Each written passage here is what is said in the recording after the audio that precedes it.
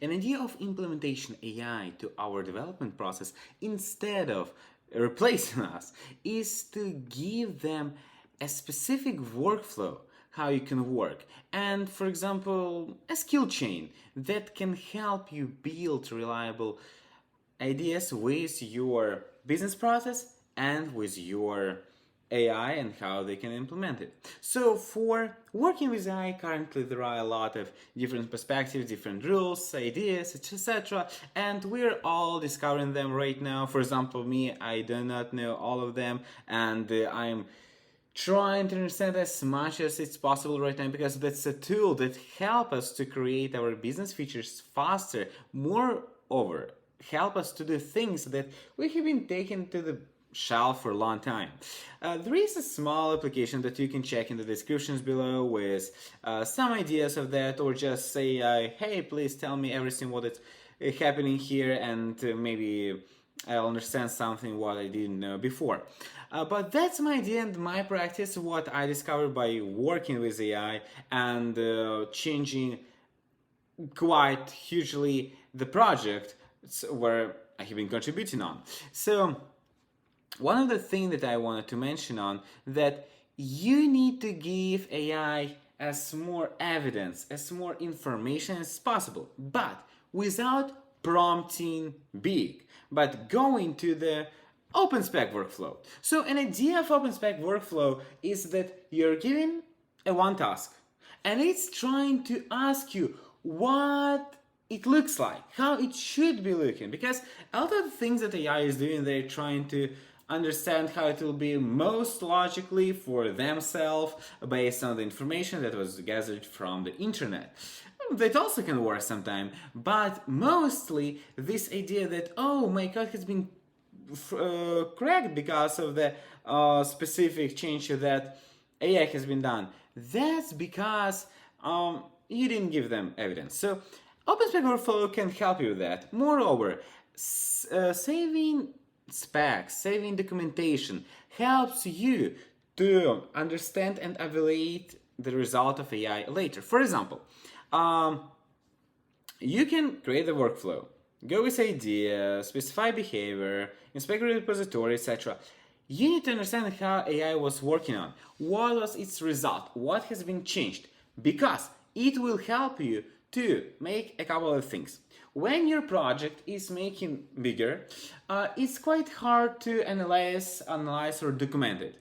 So you can save these documents, and once a month, for example, you can create one document about how all the business workflows work. So that will help you to stay tuned with your documentation and your project. That's the thing that you haven't been doing mostly when you have been working as an engineer without AI, because there are a lot of the tasks. I will document everything later, and never. So that's an important stuff. One of the things that I wanted to mention here, that when AI is implementing something, the great thing to do is to have a skill chain that helps you to go slice by slice with a task that you wanted to have. For example, you wanted to, every time when AI is doing the job, make AI team observatory, then create the test right, then review verifier, etc, etc, etc, and you want to have a chain, and that's great to add to the rules.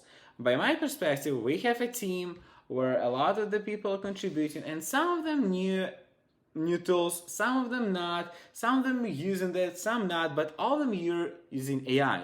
So if you're putting the chain to the AI, everyone can go step by step in the way it was designed by the system architecture, for example. So that's an important stuff for me is to do. And also in this thing that when all the chains has been done, testing is the key feature here. So you can have unit testing for working with your data. You can have integration tests to working with some app-specified things. Or even you can have end-to-end tests to discover that the business logic will work greatly.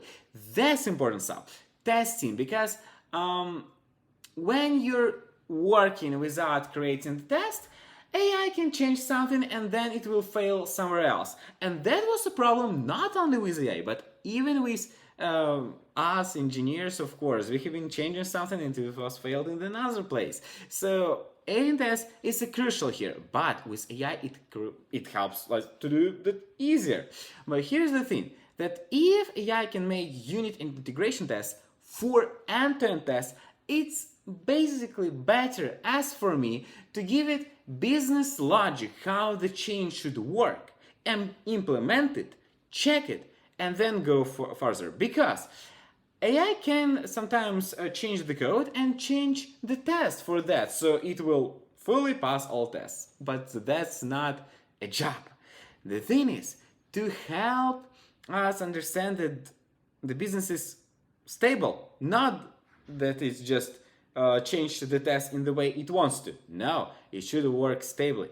So that's why the stability here should be end-to-end test. It should always say that your code is working correct. Whatever you're changing, it passed the test, everything's going flow by flow, everything's great. So that's the thing that I wanted to mention for you.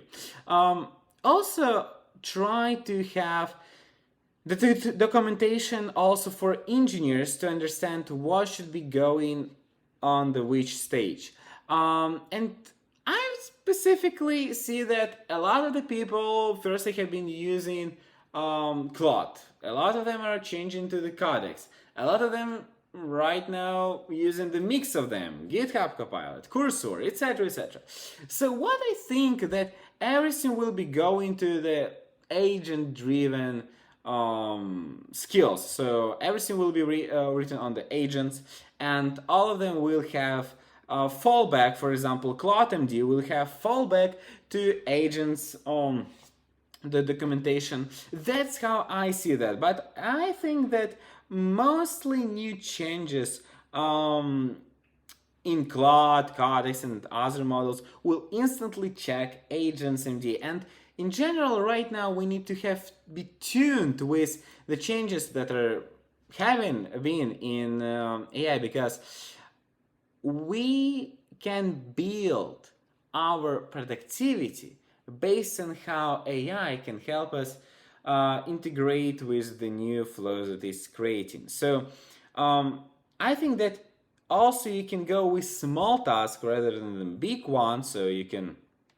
check them here. And also one thing to mention, especially for front-end engineers, I have seen that AI quite likely to be changing styles however it wants, and that's why very important stuff is to create design systems. So you're creating design system, you can overall say how for AI how it should to work, etc. But basically all the components should be in one place and be used by AI. Even this example, as you can see, that has been also created by AI, you can see it's create a lot of the inside styling, even with how's this called, Tailwind or etc. is still inside style. So it's not creating very good design system, but that's important stuff to do. And for us, it was failing on styles a lot. But after implementing design system, it became much better. It's not ideal right now, and I will say tail if I will have something interesting here. But yeah, that's a thing. Also, like you're using, for example, models. It's important to use the models that are on its strengths. For example, if it's something documentation or ask question like QA, you're using the lowest one. For most of the tasks you're using, for example, Opus, something on the middle. Not Opus, sorry, Sonnet. Opus for something like huge one, or some system architecture that will be changing. Yeah, so that's my thoughts, what I come up on with. That right now we need to focus on how we can implement good AI system rather than, for example, improving our prompting. That's also a great thing. But we need to create the system architecture in AI for our project so it will work reliably. Because honestly speaking, prompting is a great thing, but it's stuff I think that you need to practice, because we have a lot of the tasks we need to make them like 2 hours ago and making them as fast as we can, and we do not have a lot of the time to think, oh, how it's better to write AI.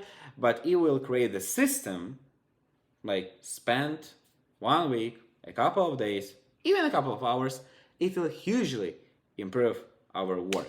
That's what I see, that's what I think. If you have anything else to mention, please write down in the comments below, and wishing you to have a great day.